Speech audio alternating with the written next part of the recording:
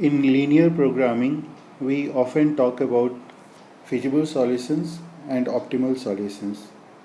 In this video, we have two examples which will describe the concept of feasible solutions in an intuitive way.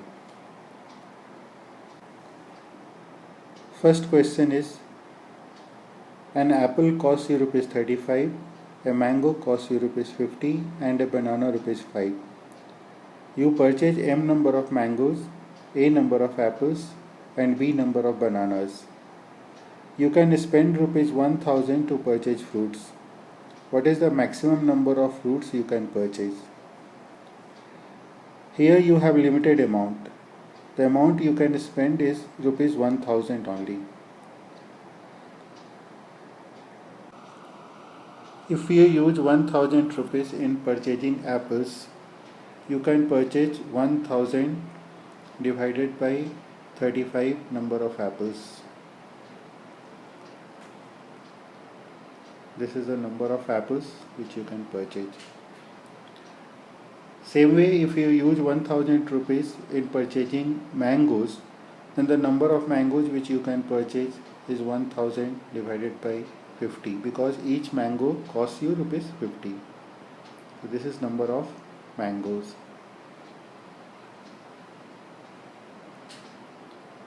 If you use the entire amount in purchasing banana, the number of bananas which you can purchase is 1000 divided by 5.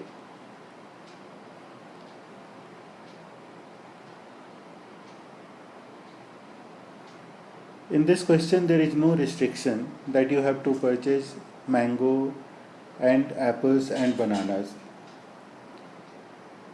The question asks for what is the maximum number of fruits you can purchase.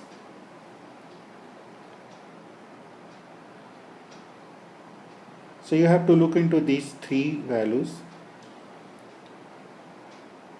that is 1000 by 35, 1000 by 50 and 1000 by 5. Whichever is giving the maximum, that is the maximum number of fruits you can purchase.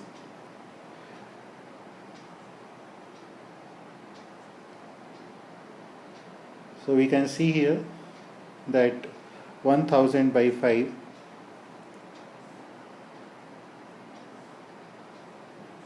that is 200.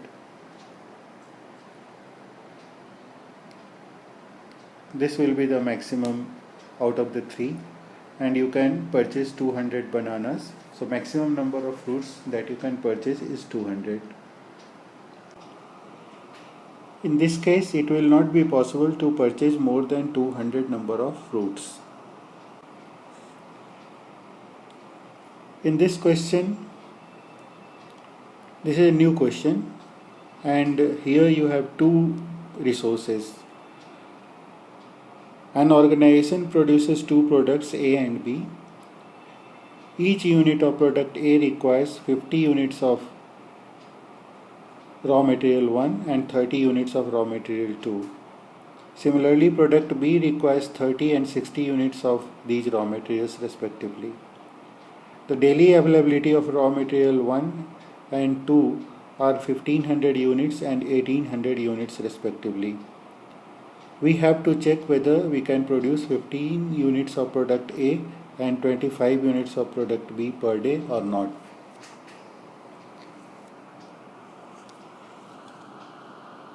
Raw material 1 is available in 1500 units and raw material 2 is available in 1800 units per day. If we say that X is the quantity of product A which we are producing per day and Y is the quantity of product B that we are producing per day, then the number of units of product A and product B, that is the values of X and Y, should be such that the raw materials consumption should not exceed the availability.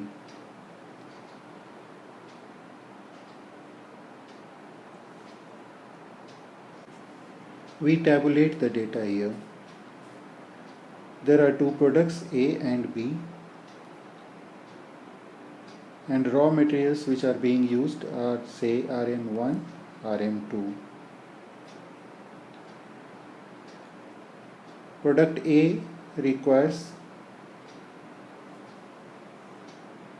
if you see here, product A requires 50 units and 30 units of raw material 1 and 2. So product A requires 50 units of raw material 1 and 30 units of raw material 2. Similarly, product B requires 30 and 60 units of these raw materials. So we take these values here, 30 and 60.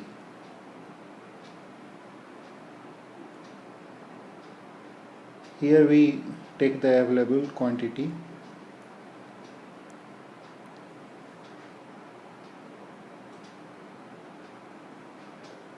These raw materials are available in 1500 units and 1800 units respectively. So 1500 and 1800.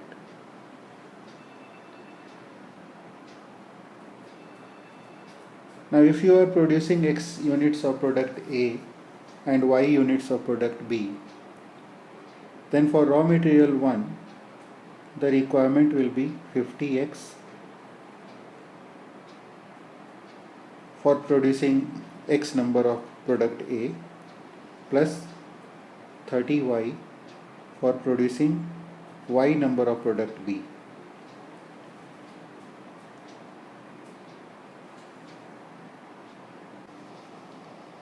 $50X plus 30Y is the consumption of raw material 1.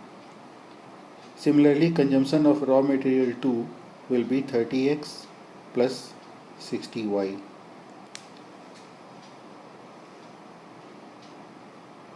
In this question, it is asked that can we produce 15 units of product A and 25 units of product B per day. So we need to check for X equal to 15 and Y equal to 25. 15X plus 30Y should not exceed 1500. Same way, 30X plus 60Y should not exceed 1800.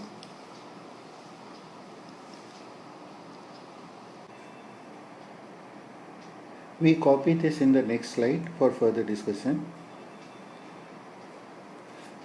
So we have to check that 50X plus 30Y should not be more than 1500 and 30X plus 60Y should not be more than 1800 for X equal to 15 and Y equal to 25.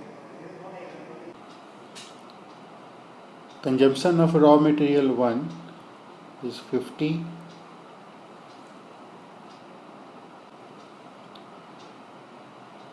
multiplied by 15 plus 30 multiplied by 25, which is equal to 750 plus 750, which is equal to 1500.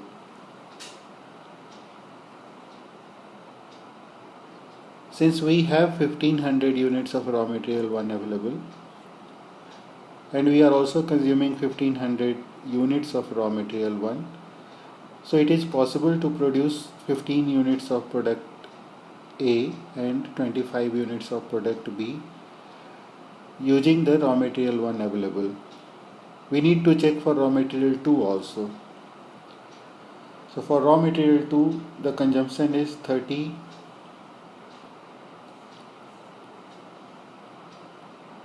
into 15